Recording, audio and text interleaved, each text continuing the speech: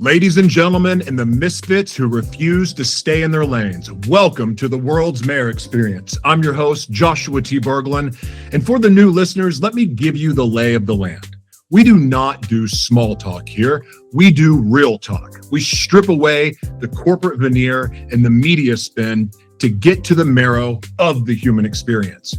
I stand here as a man who has battled dissociative identity disorder and who navigates the world of autism spectrum. But today, you're going to see something else. You might see me shaking. It isn't just in my hands, it is in my neck, my head, and my entire body. You might hear the struggle in my speech. These are not just tremors. This is my body reacting to the world in a way that most people can't even imagine. I feel every frequency, whether it is the electronic signals, human energy, or the raw power of Mother Nature herself. It surges through me in a very supernatural way. It is painful. It's exhausting. And it is a daily battle just to hold or talk into the microphone. But I refuse to hide it. These are not weaknesses. These are my credentials. Because when you have been broken by the system, when you feel the weight of the world literally vibrating in your bones, you learn how to build something better. We talk a lot on this show about shadow prisons. These are not the mental or societal cages that tell us you're too sick to lead, you're too poor to matter, or in the case of my guest today, you were too young to change the world. We are here to smash those prisons. We are here to elevate the voices that the establishment usually ignores until it's too late. Today, we are going to Lagos, Nigeria.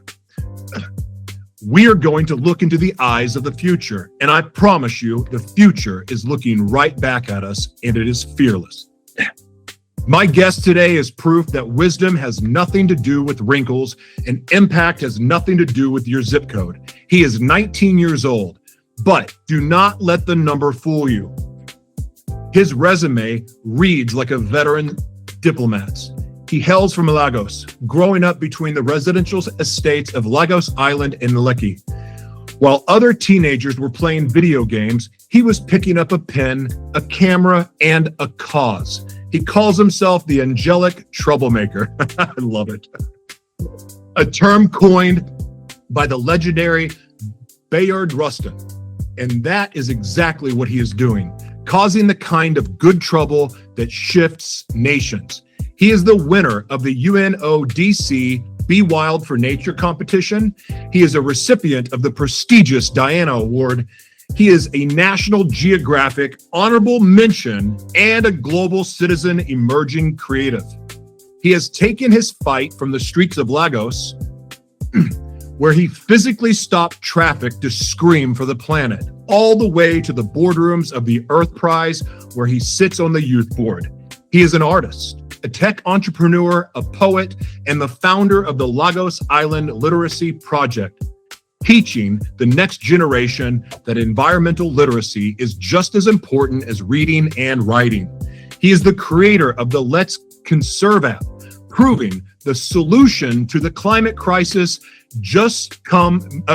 might just come from a teenager with a smartphone in Nigeria. He is one of Africa's most globally awarded teenagers. He is the voice the UN listens to when they need the truth.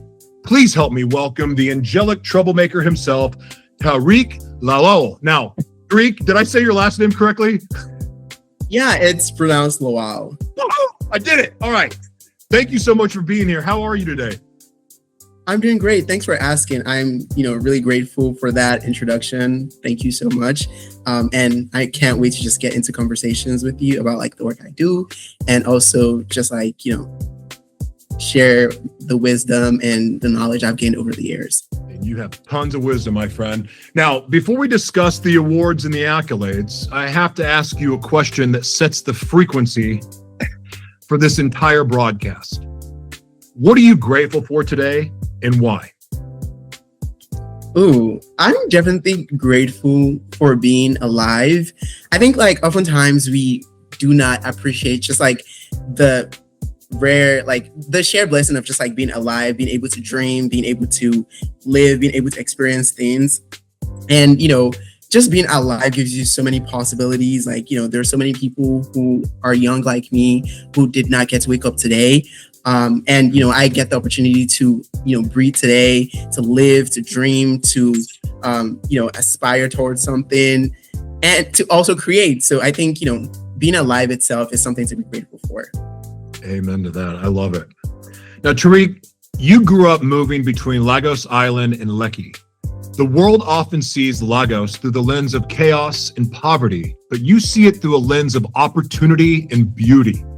How did this specific energy of Lagos, the contrast between the estates and the hustle, the noise and the water, shape your artistic eye? Could Tariq exist anywhere else, or did Lagos make you? Yeah, so my parents actually grew up in Lagos Island, and it's like generations of two generations of people who grew up in Lagos Island. So Lagos Island has always felt like home. Even though my grandparents migrated here from our they were from the villages, and just like many residents of Lagos, most of them migrated from other parts of Nigeria, and they came here to make a better life for themselves. They started businesses, pursued their dreams, and just like built a life for themselves here in Lagos. So Lagos has always felt like home. My family has some history here, even though we're not like native to the land. And being somebody who grew up in Lagos, I've been shaped by the city in numerous ways. It is common knowledge that the most ambitious Nigerians are in Lagos. The city oozes with so much ambition and drive, and so many of the people here are just like constantly hustling for like a better life. And part of that might be due to like Nigeria's inequality and, like you mentioned, like poverty. People here are constantly striving for a better life, constantly striving for social mobility, constantly striving so they could put food on the table for their family. But at the same time, I think I would say I've been, shaped by Lagos. And with your question, like, can I exist somewhere else? I feel like I was born to live in big cities. So even if I do not live in Lagos, I would definitely thrive in New York. I'll thrive in, Dubai, just like anywhere that's like a big city with so much diversity and people from all walks of life. I really love engaging with people that are different from me. Like, it really just like expands your, knowledge of the diverse range of human experiences.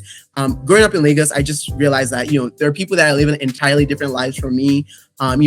Some people are living, lives of total struggle. Some people are living, super glamorous lives.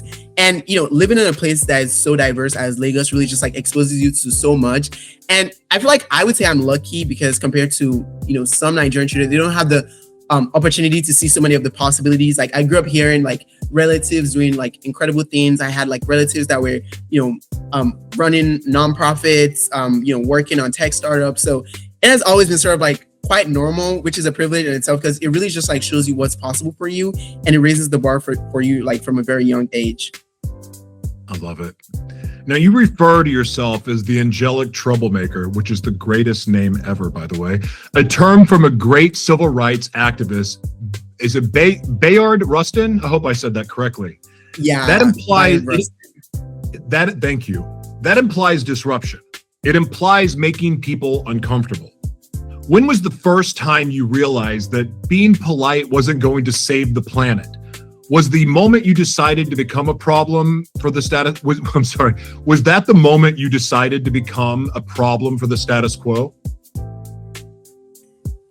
Yeah. So regarding that, like, I feel like I've always been a pretty polite kid. When you grew up in an African household, like your parents raised you to be, very polite, always respectful of everyone around you, never rock the boat, never challenge any like traditional beliefs. And, obviously, like when you grow up in this kind of environment, like you almost like internalize that, and that becomes like your, basis. Like you never really do anything that's out of the box.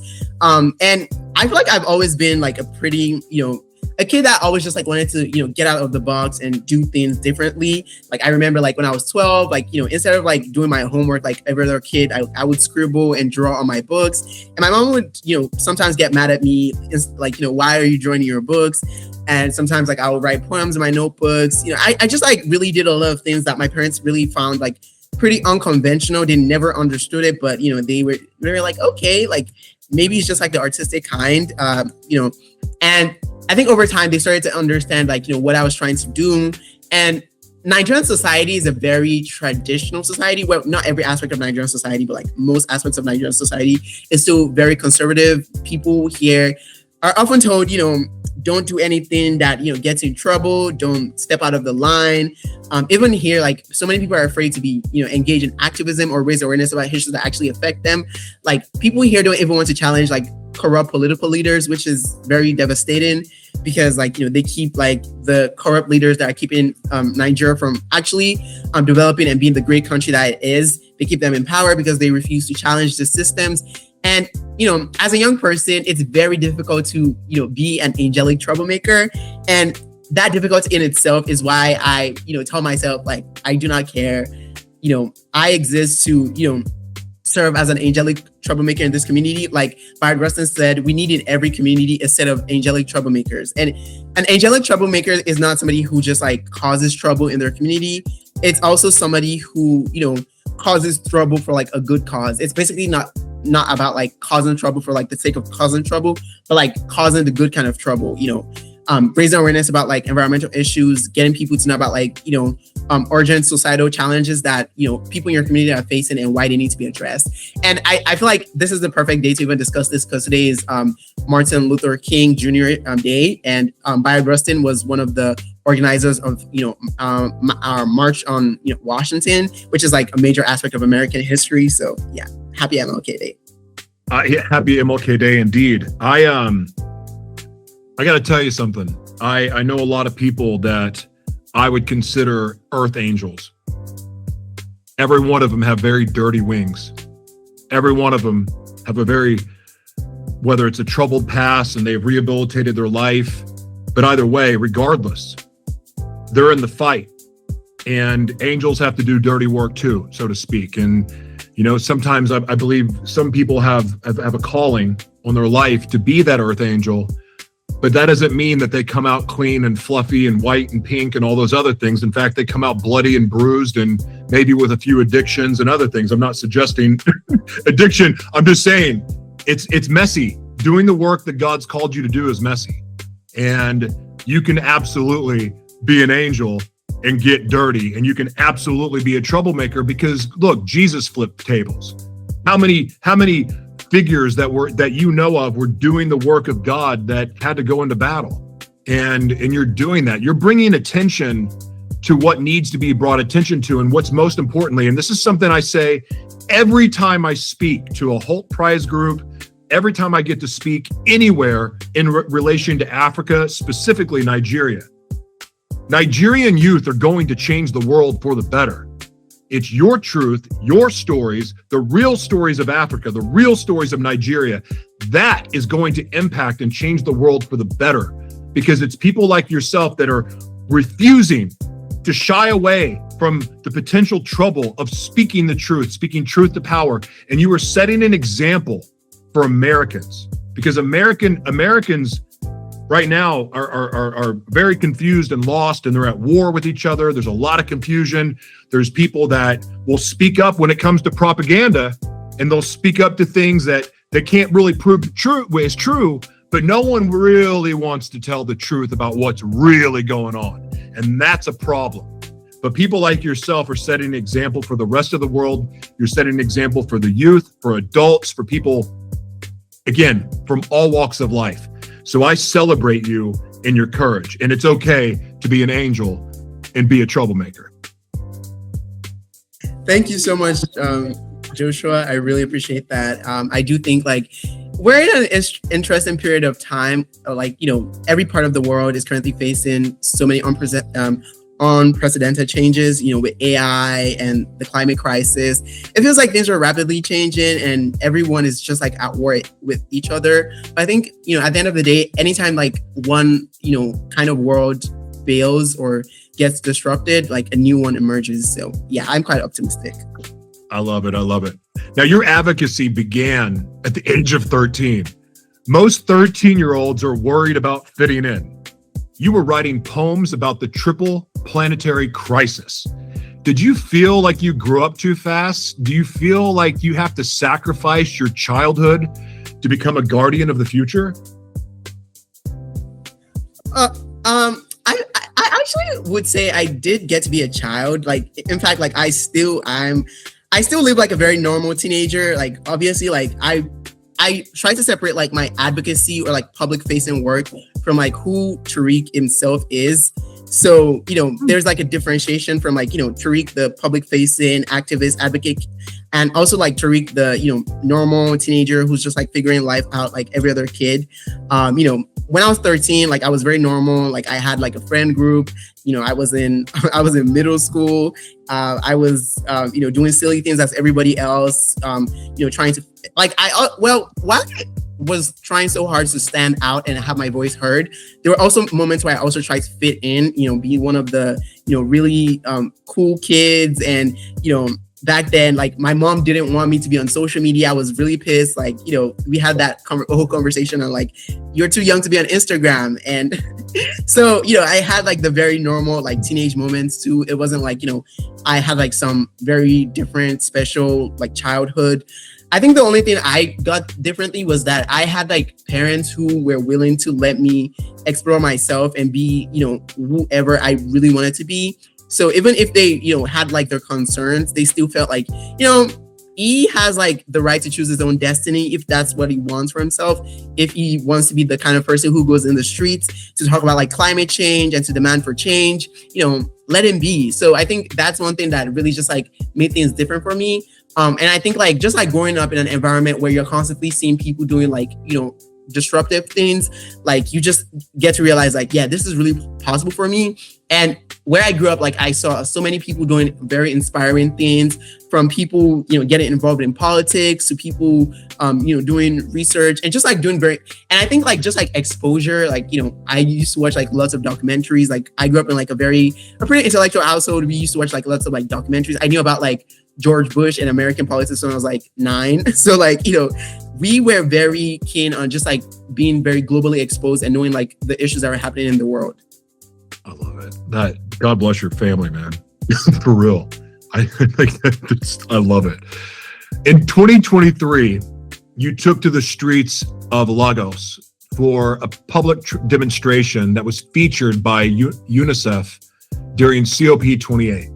It's one thing to post on Instagram. It's another to stand on a street corner in a megacity and demand change. Were you afraid?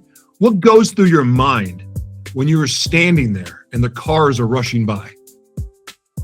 I was actually afraid, but like my friends were with me, so like it was totally okay. Yeah, so like when I first thought of it, like it was a major crazy idea because like public demonstrations in Nigeria are very rare, and that was due to the fact that it was after like I did a public demonstration sort of like a year or two after the NSARS protest, which was like a protest that broke out to to challenge like police brutality in Nigerian society. And after that period of time, people started getting scared of protests because like a massacre happened due to that protest. And the Nigerian government got really like tough on like public protests, anything that just like challenged power, like they got really tough. So like we were a bunch of kids. And so of course, like we were very scared. We were like, oh my God, like what are we doing? What if we, get in trouble for doing this? But, I still felt like, we should do it anyway. We felt like we actually looked a bit crazy when we were doing it. Like we took to the streets and, we walked like all the way from like my estates and we walked down, like, we walked past through different parts of the city. And I felt like more confident because like my friends, I have the most amazing friends. Like they were really supportive, and just like having them behind me really gave me the confidence. Like, yeah, like I should totally do this. I should not be scared. Let me take to the streets. Like I have nothing to lose. Yeah, like were people staring? Yes. But I think like that moment was also a moment of confidence that, just because like people are staring at you crazy or like you look very silly doing something doesn't mean like you're doing anything wrong. And that was like one of the many brave moments I ever had in my life. Because like, if I did not do that, like I would really not know like the power that was within me as a young person with a voice, as a young person who has been called to do such a thing. So, I walked through the streets, super anxious, but I did it anyway. And my friends were there. So like, we were making jokes, laughing, talking to people. And the reason why I actually felt very confident was that we were actually getting stopped by people who get asked like, what is climate change? What are we advocating for? Why are we advocating for it? How does it affect them? And that really just like motivated us, like, yeah, let's keep going. Let's keep, going through different parts of Lagos Island. And we had people take photos of us, like, and before we knew it, like UNICEF reached out and we really loved that we did it. And, I got featured. Okay, I want to ask you something. I've been saying Lagos my entire life and no one's ever corrected me. I'm saying it wrong? Yeah, it's Lagos. Oh my God. But like, I feel like we do not correct like non-Nigerians when they call it Lagos. Like, we're just like, yeah, it's totally fine. In 10 years, no one's corrected me ever. I'm so embarrassed right now. Will you say it for me really so I can hear it correctly? Lagos. Like Legos, but Lagos. Lagos. Like, Lagos. if I was saying it with a Nigerian accent, it would be Lagos. Okay. Yeah. Thank you. Or you could just call it like Eko. Like, it's like the Yoruba version of Lagos. You can say Eko. Like, if you say Eko, like, people will be shocked to actually know that they also call it Eko. Oh, I didn't know that. Yeah. Huh. That's like an Thank you for the insider education, term, and thank you like, for correcting me. Yeah, that's totally fine.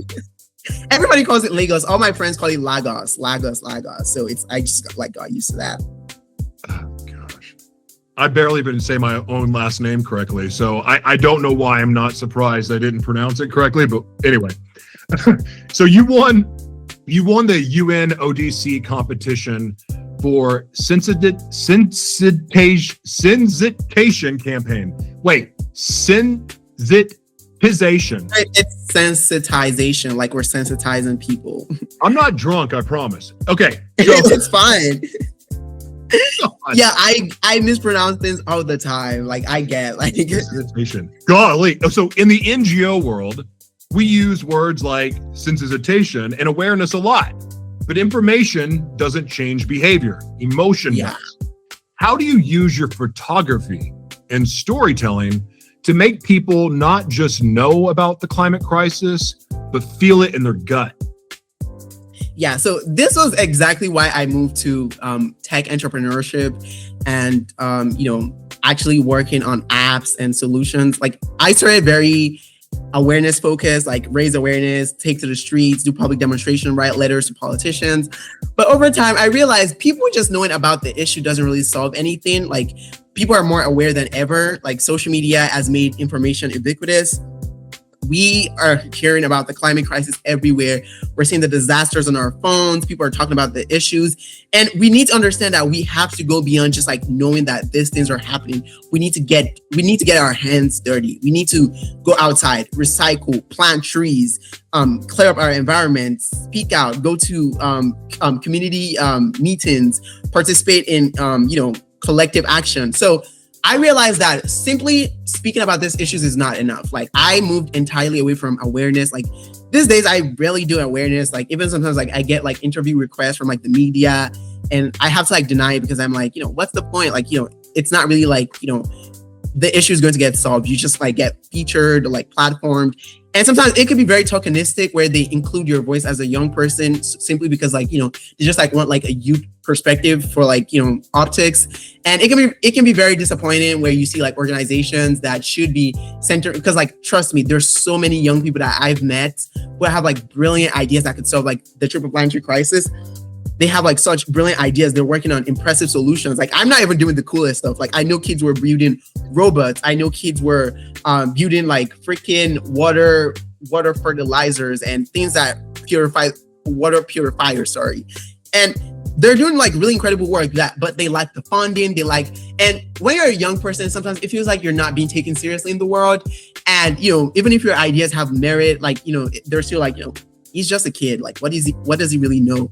And I really love that you mentioned that age does not really need to determine like how much like wisdom somebody has or like how much experience. And I think like our world today has this very interesting like affiliation of like how much like knowledge or experience you have about something with like, how much your age is. I've met really wise children and I've met not so wise adults. So, like I've met really wise children and I've met not so wise adults. So I think it's very important that we understand, like, especially in this age where, there's the internet, like people have access to so much information. People are reading such deeply. People are, engaging with philosophy, an understanding of the world, history. And, I think now more than ever, it's a perfect time to overlook, like be too less focused on like the traditional NGO format of like doing things and actually, investing in young people with radical ideas, with bold ideas. Like, I would say like, even though I don't 100% agree with this, like I agree with the people that want to like make like, would I say Silicon Valley Fi, the way we approach like climate change, because like Silicon Valley is all about like bold bets. Like they're all about like throwing money towards like any grand idea. But like, I feel like when it comes to like the NGO world, the diplomacy world, like they're a bit like risk averse. Like they always wait for consensus. Like everybody must agree, which really just like, make us like wait to actually get things done. But I think like we actually need to get bolder when it comes to like how we are solving these problems. I sit in a lot of UN meetings and World Bank meetings and other things, and half the time I'm sitting there going, we don't need to. This is like a waste of money. Like we could engage in citizen journalism. There's so many tools and resources that are free that could be used. We don't need billions of dollars to throw at at awareness. We could invest billions of dollars in education. Not agendas, not propaganda, education. And then to provide tools for underserved communities. You could solve a lot of problems by helping the underserved. I'm not talking to you because I know you know this. But in these meetings, all of these bigwigs and politicians and all these people, they're like, oh, we need hundreds of billions of dollars to do these things. Bullshit. Pardon my French. You need the truth. You could just start with the truth, and then little by little, that's going to move people. Instead of encouraging opinions on social media, how about some citizen journalism and start sharing stories, real stories, things that you witness with your eyes, things that you shoot with your own camera, and tell stories, not opinions. Opinions are serving no one, because opinions get us lost in this game of propaganda, and there's no way out of it. There's no truth in this. So we waste all of this money that really the resources should be invested back in the youth, not going back into these mega corporations. And look, I love AI. AI is an amazing tool, but we're missing the mark on a lot of this stuff because all we're doing right now is regurgitating the power. And it sounds like there's supposed to be a great reset and a redistribution, right? No, it's being redistributed back to the people, the elite, the powers that be. And all they're doing is wasting money. Or in the case of my country, we spend lots of money on war and doing the bidding of, I'm not going to go there. Not going to go there. I'm going to get everybody in trouble. The point is, we need truth. And the only way to snap people out of this brain fog of all the propaganda that's taken place since even before I was born, if we invest in the youth and we start encouraging storytelling and citizen journalism, little by little, the truth will be so impossible to hide. Then people will wake up to, wait a second, maybe this ideology and belief system I've had my whole life is wrong. Maybe I am contributing to the problem that is causing people to live in poverty. Maybe we have something to do with that after all. And the thing is, a lot of people don't know. A lot of people don't know that they're contributing to evil because there's more evil done in the name of good than I think. I mean, in actual real evil. This is why philanthrocapitalism is constantly criticized. They believe that it's not really helping, especially like African communities, because like sometimes like I hear this like really big like funding being sent to Nigeria, and I'm like, this money is not being trickled down into the local communities. Like I live here. Like I do not see any of the billions and the millions of the funding and the money being raised at by donors or at like charity balls. Like I do not see it here. So like anytime I hear these big numbers, I'm like, where is the money? Like I'm not seeing the money in these communities. 100%. I mean, I could go on more rants about the American media and how they lie about Africa and even what's happening in Nigeria. Like, there's people, there's people that still watch the news and think it's real. So they'll listen to they don't understand, like what you show on camera. It's amazing how you can have an image that's shot by a camera that only shows you what the camera can see. You don't see what goes on behind the scenes. You don't see the full big picture. You see what you're shown. How do people know or not know? And this is not a question, but people assume that just because they see it on their screen that it's real. Like, they don't consider that maybe it's a production. Maybe it's part of the propaganda. Maybe it's actually AI. I mean, I've even seen on local news them using AI, like them showing an AI video pretending, like, I don't know if they're pretending it's real or they think it's real. So there's just so much misinformation and waste.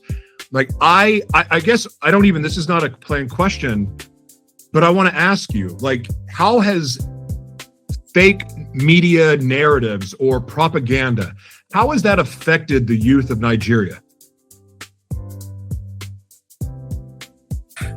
That is a very interesting question. Like, Nigeria has so many negative stereotypes attached to us, which really sucks. Like, it really affects, like, sometimes, like, it really affects, like, global opportunities for us, because, like, there are so many negative stereotypes when it comes to, like, Nigeria and its youth. Like, we're associated with, like, fraud, like, being lazy. I think the lazy stereotype is even actually applied to, like, African and African American communities around the world.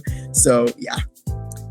So I think, like, the media really makes it very difficult to know that there are innovative young people in Africa. Like, and even when we do get, like, spotlighted, they almost always spotlight the, African, the African innovators who are, like, very Western adjacent, like maybe like British Nigerians or like Nigerian Americans or like just like Africans were, based in the US or the UK. Like, they never really spotlight those of us who are on the continent. And oftentimes, like, the solutions and the work, while the work of Africans in the diaspora are really remarkable and they're really helping those on the continent, sometimes they actually also cause more harm because, like, they don't have, like, a strong knowledge of, like, what we need. It's almost always from, like, a Western lens of, like, yeah, Africa should be the New York of blah, blah, blah.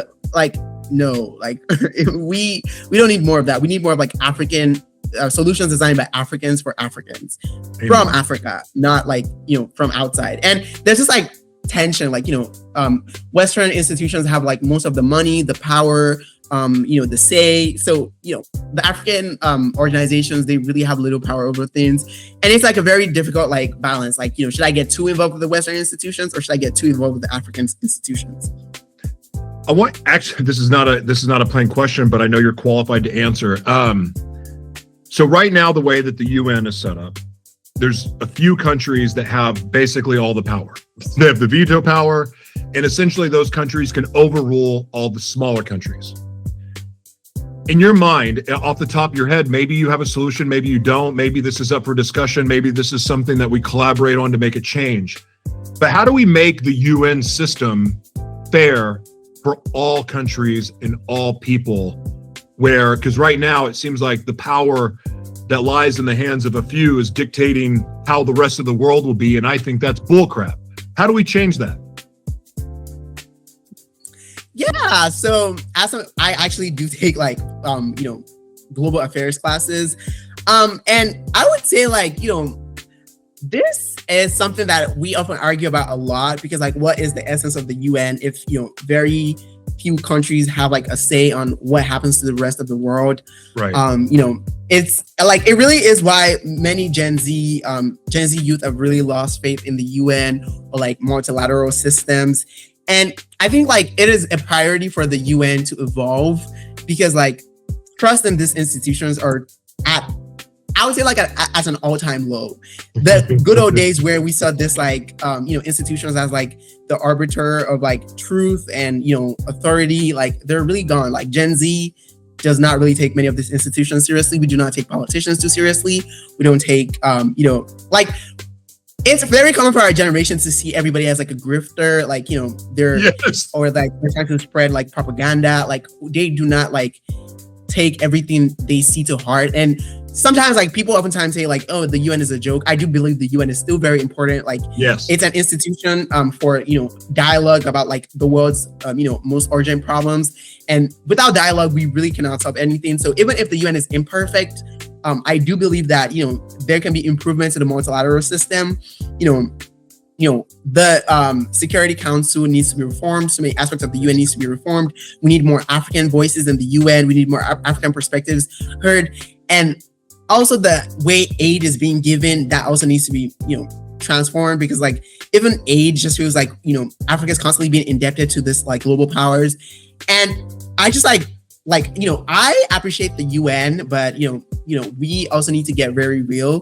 While I can be very idealistic, I am also very realistic. So I think like the UN should definitely be transformed. And I think like last year, after the anniversary of the UN, there were lots of conversation about like how to transform the multilateral system and make sure that the UN is very relevant in this new age. So yeah. I'm some of the most amazing human beings, heart-centered, like loving, caring, world-changing people I've met at the UN. And so I know that for all the criticism it gets, I know there's really good people there that really do care. But right now, the power struggle, like there needs to be change. I'm an optimist, and I believe that change is going to happen, but it's only going to happen because of people like yourself and the movements you lead. So I'm grateful for the work you do, and I'm grateful for your transparency. Now, you founded hold on, I'm going to say it right.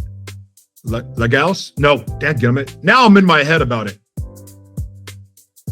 Lagos. It's Lagos. Lagos Island Literacy Project. Okay, you founded the Lagos Island Literacy Project. You aren't just teaching kids to read books, you are teaching civic and environmental literacy. Why do you believe that understanding the environment is a fundamental human right, just like reading and writing? Is climate ignorance the most dangerous form of illiteracy? Definitely. Because the reason why I had to prioritize like environmental literacy for the Lagos Island Literacy Project was I realized that the fact that we never really got to understand nature and the environment and why we need to protect it in our schools is why everything is so messed up now. And we cannot repeat the mistakes of, past generations by separating nature from humans. Like, in the historic times, like in the past, like people were very one with nature. Like my ancestors probably lived in villages, they went farming, they were taking care of their like local gardens. But now like everybody is living in cities, we're eating junk food, ordering things off of Amazon. And things are different now, and we're very like separated from nature. And I think this is like, well, the industrial age really transformed like so much in our society. Like we became like very reliant on like this big mega corporations. We became reliant on like cheap dopamine, like spending all our time like eating junk food, McDonald's, scrolling on social media. And we became very like separated from like nature. Like I think like as human beings, we're here to appreciate nature, to bask in the warmth of the grass, to play with flowers, to stare at butterflies and just like appreciate the beauty of the world that we exist in, to just like appreciate the wonders of this like planet. Because like I would say it's a gift to actually exist on this earth. Like it's a gift. Like sometimes like I just look at like random things like the cloud or like a mountain or like just something as like mundane as like a bird, and I'm like, wow, I cannot believe I get to exist in this. Like, and we do not appreciate that enough, and that's like very disappointing. And I think as human beings, we do not appreciate like what we have enough, because like this world is really freaking beautiful, and it hurts my heart like every time I see like plastic waste on the streets, or like people just like treating the world like it's just like some background like thing they just happen to exist in. I think that's a problem. So I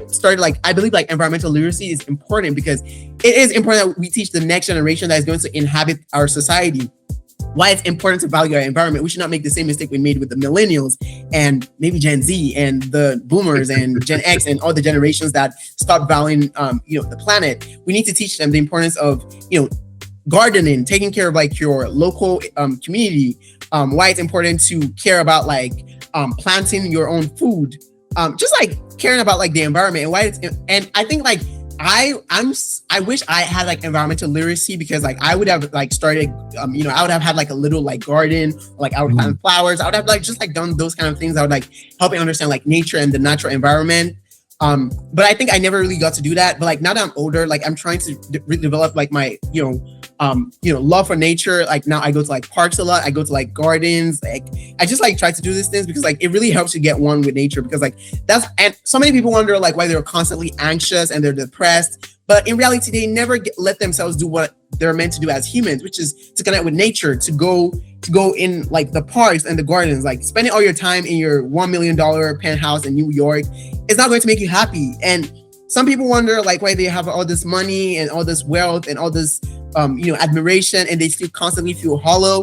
They're not one with nature. Humans are not meant to be this, dissociated from like the natural world. And it makes me sad that we're really like, replace like the value of valuing, the natural world for like money and profit, planet over profit any day. And that's very difficult, especially now that we live in a very hyper-consumerist society where, you have to constantly buy and buy and buy to prove your worth. And I really hate that Nigeria has also become that kind of society. We've really taken that not so cool aspect of American society where people here are very people here have done very consumerist. Like they buy things they do not need to signal value to people they do not like. And it never made any sense to me. Like, why are you buying the designer bag and the really nice clothes that you'd only wear once just to show that you're living fine to people that do not still like you? Like, it never made sense to me. Like, humans have always just like, wanted validation from other people. We're social animals. We want other people to constantly validate, like, yes, you're cool and you're rich and you're living fine, but it is costing the planet. You do not need 3 boxes of Amazon orders. You do not need all those clothes you bought. You do not need those kitchen sets. You do not need those extra books. Like, and consumerism is killing our society. Like, there's a dump in Ghana where they dump like used items. And if people did not, and due to the way we treat like our battery waste, it is affecting the planet too. People are dying. Like people in, somewhere in Nigeria are actually dying due to battery waste. So people never realize, like you mentioned, like some people might be causing evil without them knowing. They're like, yeah, but like I'm just buying things from Amazon, or like I'm just buying things from Shein. How is that impacting people? But they don't really realize that, and there's no problem in wanting to shop and buy from Amazon or buy from Shein, but you need to be very wary of your consumption and the negative impact it is having on society. Oh my amens. I have so many amens to everything you just said. Everything. When I learned, I'm very passionate about learning how things are created. It's one of my favorite things. So I love going from idea to distribution to monetization. So everything in media, but even if it's fashion or books or clothing, it's such an interesting process to me. And when I started learning about sustainable fashion and also how the fashion pollution, in other words, and then the waste, and then learning about even the clothes that we're putting on our body, how that affects us. We have gotten, and convenience has taken us so far from our reliance on the creator. It's crazy, because I would imagine back in the day, I wasn't alive then, but when you had to actually hunt for your food, you could go days without food. You had to work for it. You had to pray. You had to, God, will you please rain so my crops can grow? Because that was the only way they could eat, because they didn't have synthetic food yet. Send me some bread. Right. And then as we've evolved and technological advances and yada, yada, all this stuff, it's removed us and separated us so far from the original design. And one of the things I want to point out, and I don't really know how to frame this question because I haven't really thought it through, but the whole time you were talking, I couldn't stop thinking about it, is that all of these people, and look, I know there's weather engineering. I know that the bombs that are dropped affect the climate. Humans play a role in climate change. Some of it manufactured, some of it our fault, but also we haven't been good stewards of the planet that we're blessed with. And so when I see people speak out, there is a climate change agenda, and it's BS. I don't like well-funded agendas. I like truth. I like transparency. I like authenticity. So that whole movement is inauthentic. The Paris Climate Agreement, inauthentic, especially when you're not going to hold people to the rules. Anyway, that's another subject. But the people that push back on being good stewards of the environment, recycling, even though the recycling process is kind of bullcrap in America too, because they just go dump it in third world countries, and that's gross. But like the people that are fighting against these things and pushing against it are also the same people that claim to be religious and claim to be of God. And yet at the same time, these agendas that they vote for are basically saying, no, we don't need to care for the planet. We don't need recycling. We don't need to pick up our trash. We don't need to litter. We have trained this world to be lazy, to not care about each other, to become narcissistic. We are far from empathy. We have not created an environment where it's safe for people to be comfortable being themselves. And because of that, we have a big, huge disorientation of what's right, what's true, what's real. We're all confused. So I didn't really think this process out of the question. I didn't really think through this question, but what I want to ask, I guess, is how do we get people to care about the creator's creation?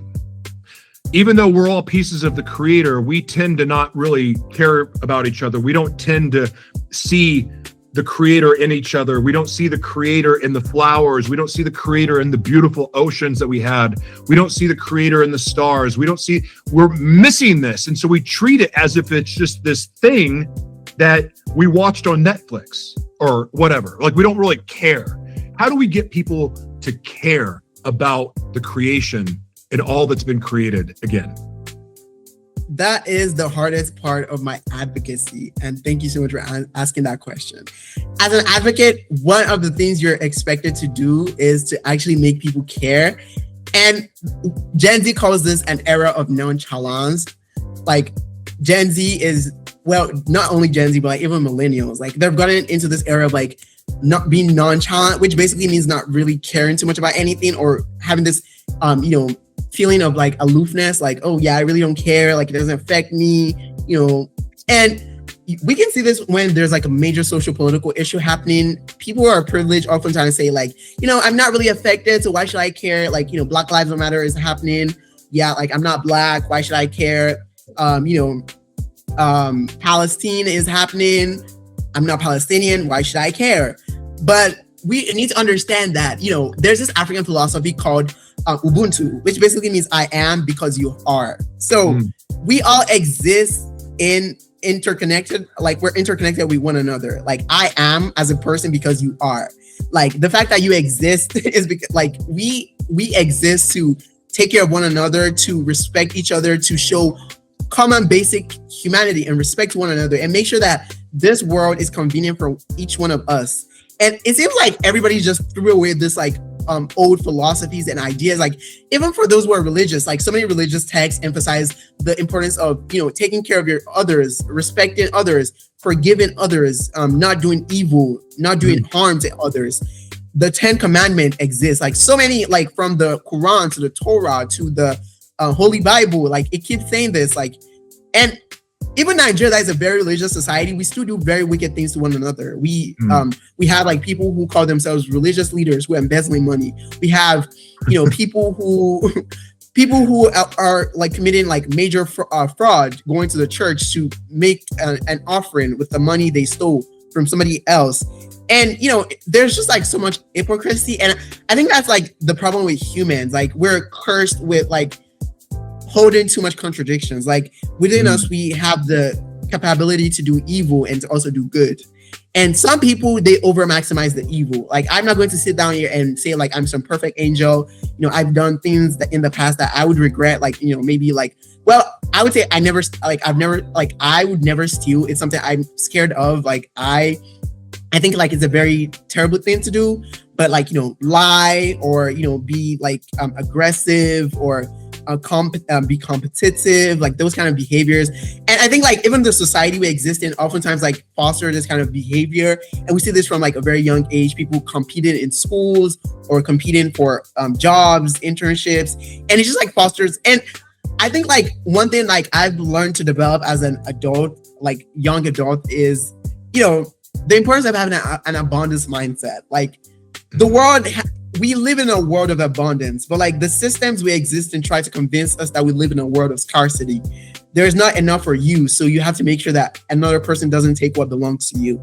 And in that way, people get very greedy, they get very selfish. They're trying to pull others down. That's where we have like the crabs in a bucket mentality. And it's very evident in Nigerian society. People are constantly, measuring others and, trying to bring people down. And it really brings out the very ugly aspects of people. It really brings the ugly inside people. And, it really stops us from actually being innovative, to actually come together and solve the problems we're facing as a society, to liberate one another. And, as like an advocate and somebody who is committed to like working on, this as like a lifelong mission, I have to unlearn this like very, dark patterns in me as a human, the desire to constantly center myself. And one thing I've learned to also is to decenter myself. I try to not think about myself too much. I try to not think like, I'm the center of the universe, and if something bad happens to me, like, the God is punishing me, I try to give grace to others. I try to not over center my own like struggles, and understand like, I'm still living a relatively privileged life compared to so many people. I still have the ability to dream. Like I don't have to struggle to find food. I don't have to struggle to drink water. I don't have to struggle to fend for myself. So I think as human beings, to get them to care, we need a lot of work. We need a lot of work. And I think like it's very difficult to get people to care, because like we live in a world that constantly tells us to prioritize ourselves, to prioritize our selfish desires, to prioritize the money, to prioritize status, to prioritize, our own like happiness and our own hedonistic tendencies. And that eventually ends just like put us in situations where we end up like, messing other people up. And it's very dangerous. It's a very, very dangerous thing. And, it really just like shows up in very sad ways where people do very greedy things that end up hurting like so many people. I agree with you. You brought up something earlier in the I think it was in your gratitude response, talking about how the youth are tokenized or used as tokens in a lot of these board meetings. I've seen it myself. It's almost like these adults. It reminds me of the Disney Club. And the Walt Disney Club for the kid, it reminds me of all of these adults, these handlers that go and find kids that can speak well. They look good on camera. They're like, okay, we're going to give you a script and we're going to put you in front of all these people and we're going to talk about this big project we're doing. And pardon the term, to me, it feels like, and I'm very sensitive to human trafficking and organ trafficking and all these things. It's a hit home thing for me. So I'm in these board meetings and I'm watching this. I'm going, you're pimping out the children. You're pimping out these kids so you can get your billions of dollars for your big project. But all you're doing is creating another system full of gatekeepers and another, really, in my opinion, another slave system. Instead of empowering the youth to do it for themselves, because guess what? Kids do not need adults in this age when it comes to business. Yes, they need guidance, they need to be taught, but when it comes to the tools that are available, kids don't need to go to college. Listen, college is great, do your thing, whatever you want, but that's not the only path. You can, because of the media tools that are widely available and accessible to all now, we don't need university the same way we did before. We don't need to rely on adults. In fact, kids don't even need permission to take their life into their own hands. Because of the media tools necessary, people like yourself can write books, you can speak on stages, you can create a podcast, you can teach workshops, you can monetize everything in media and no one's going to stop you. You don't need my permission. You don't need the UN's permission. You don't need an NGO's permission. You don't need your mommy and daddy's permission. You don't need your church's permission. You can do it on your own. And so these adults, and I'm fired up, forgive me, I get fired up about some of these subjects, but these adults in these meetings that act like kids can't think for themselves and they don't know better and bull crap. You're a prime example of this. You're a prime example that you can take the lead, and God bless your parents for encouraging you and supporting you in your advocacy and the things that you believe in. More families need to do that.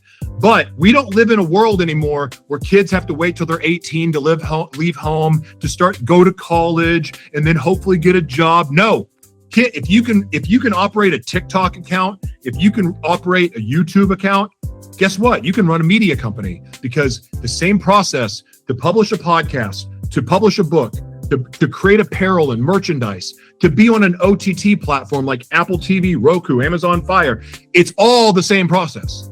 It's all the same.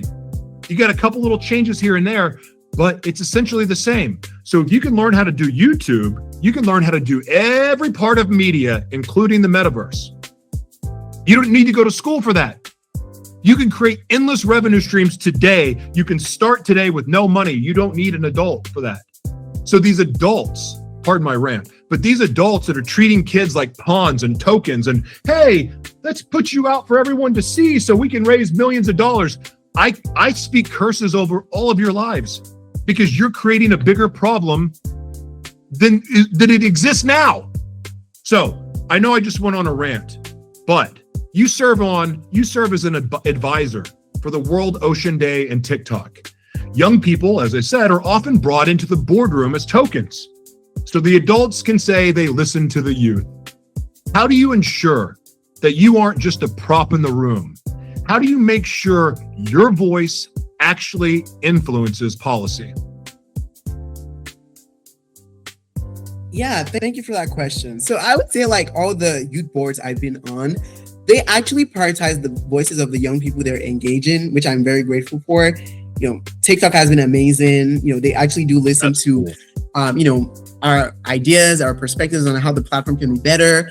They've actually done so much from introducing new features that ensure like child safety on their platform, to removing any content that could be harmful to their young users. I think TikTok has done an amazing job, and likewise the World Ocean Day. They've really prioritized our ideas. They've really funded us to work on projects to raise awareness about ocean, conservation, and so much more. So I think many of the youth boards I've been on, they've been incredible. I've been on a few youth boards that were very tokenistic, but those were like a minority in the ones I've been involved in. And I do agree with bringing young people because of the ideas and what they can contribute, and not to tokenize them or use their faces and their stories and their traumas to make money or raise donations. I think that's a very unethical practice. And I do think that many of these big organizations and NGOs need to do better. Young people should go beyond simply, this kid went through this insane trauma and he grew up in this Sudanese camp and he went through all these problems and now he's a global leader. And I think that doesn't really change anything. It almost just tokenizes the person's pain and just prompts it for storytelling and sympathy, poverty porn points, which is why I never really fall into that kind of thing. Oftentimes I'm very honest about my story. I did not grow up in extreme struggle. I think anytime somebody hear of somebody who grew up in Nigeria, they're like, oh my God, you probably grew up in extreme. But no, I had a pretty well off family. Even if we weren't super duper crazy rich, we are still able to have nice meals, attend great schools, and just live. So I lived a totally chill life. So yeah. So by 2030, you'll be in your mid-20s. The timeline for climate action is shrinking. If the leaders of my generation don't get out of the way, what is the one thing your generation is going to do with or without us to save this ship? Honestly, I'm optimistic and not so optimistic about Gen Z, because I feel like Gen Z is giving up on the world. And I say this as somebody who sees how people oftentimes talk about these problems. It seems like we're starting to give up. We're things are not changing. We're speaking out and we're challenging the systems, and we're, taking to the streets and attending the UN summits, and we're, conforming to the system, and we're stepping out too. And little is changing. And why? And when people realize that they have very little control about like where the world is heading, they start to feel a sense of, disillusionment. Like, I've been doing all this work. I've been at the UN. I've been at the, summits, the World Economic Forum. I've been at everywhere, raising my voice, sharing my story, talking about the importance of why we need to take action, and nothing has been done. Like, it really just fosters a sense of like disillusionment and just like deep like devastation that, the world is going nowhere and things keep getting worse around you. And I think like, in a way, there's some young people who refuse to give up, like despite everything that is going on, they're still showing up. They're still like, yes, I'm still going to change things. I'm still going to make sure that, these problems are solved. I'm still going to attend the summits and the events and raise my voice and represent the voices of young people that are not able to be in those spaces. But I think like at the same time, Gen Z can be quite nonchalant. They're like, even if the world ends, we really do not care. Like, the world sucks anyways. Like, the world should end anyway. Like, we really do not care. And I think like it's going to be a disservice for future generations because they would not get to experience the beauty of the world. Due to biodiversity loss, we're losing so many animals. So many animals will go extinct. Like, I fear that in the future, kids will not even know what a kangaroo is because like kangaroos went extinct or so. So it's really sad, but at the same time, I believe that Gen Z is not going to give up. We see have young people, challenging the status quo. We have young people protesting. Like, I have a couple of friends who, recently took to protest. Like, they attended like the No Kings protest in the US. They're challenging power. They're raising awareness. Here in Nigeria, their young people are constantly calling out Nigerian politicians for their, wrong, actions and their missteps. They're calling them out online, offline. So I think like I think like, young people are not going to give up, but at the same time, they're slowly giving up. So, but I do believe that it gets better. It really does. It will. It's because of people like yourself. Now, I'm known as the world's mayor. And if I gave you the keys to the city of Lagos, I said it again. I'm going to just say it the way I say it. If I gave you it's only fine. Like, pronounce it however you want. Like, there's no rule that you must call it Lagos. I'm going to practice when we finish this. If I gave you the keys to your city for 24 hours and you could pass one decree, one law that would be enforced immediately, what would it be? I would pass the law that every Lagosian is expected to take care of their immediate community every week. Because like Lagos, like, yeah. So the reason why I say this is that people never realize that community service is really important. And Nigerians, especially like late Nigerians here in Lagos, they oftentimes treat the state as like not their business. And because like many of us that live here in Lagos are migrants. Like, we are migrants or descendants of migrants. So some of us are not native to the land.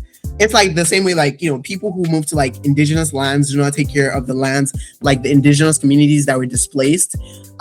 We do not take care of the lands. Like, people who would dispose their litter, dump their waste anyhow, they would not take care of their community. They will not participate in, elections or participating in community service. And I think that's bad because it really just like prevents the state from growing and propelling us forward. And I think that in itself is problematic because like we need to take care of Lagos. Like, Lagos is Nigeria's commercial city. It's a city of so much potential. And we're actually like, there was a whole controversy last year where somebody said the city stinks because of like the lack of like environmental, lack of like prioritizing, taking care of the environment and taking care of the city. And I think some people argue that the person is right. Some people argue that the person is wrong. But regardless, I still think the person had a point because we are not putting an effort into actually making sure that, the environment is well taken care of. The environment is conducive. And I even watched a YouTube video where somebody stated that, Africa's largest city, which they were referring to, Lagos, is a very awful place to live in. And some of the points the person made was right because Lagos is, the urban planning can be really bad, is not the best, and there's so much priority of like prestige projects over actually like building a sustainable city, and that itself is also a problem. But I do think that if I got the key and an ability to make a law, I'll definitely make sure that Lagosians are expected to take care of Lagos better. Like, they're expected to engage in community service every week. They're expected to participate in local elections. They're expected to ensure that their waste is well done. They're expected to make sure that their surroundings are clean. So yeah, taking care of the city. I personally think, this is just my opinion, I think citizen journalism, media literacy, and storytelling are the key to unlock all of that. That is my, I'll die on that hill. This is why I'm so passionate about it, because it's the closest thing to truth we know. When we're sharing our testimonies, our stories, again, real-time experiences, sharing that, even documenting the struggle, being honest about failure, being honest about, I screwed up, will you forgive me?